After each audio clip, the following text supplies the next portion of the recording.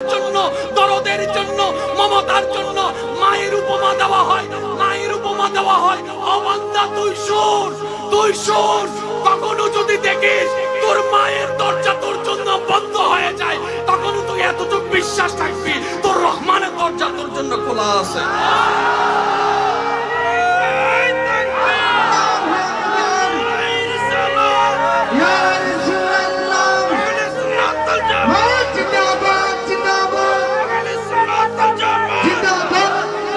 বান্দা, মা যদি কখনো তোকে ঘর থেকে বের করে দেয়, আমি বের করব না। আমি আমার আল্লাহর কথা বলছি না, আমি আমাদের আল্লাহর কথা বলছি।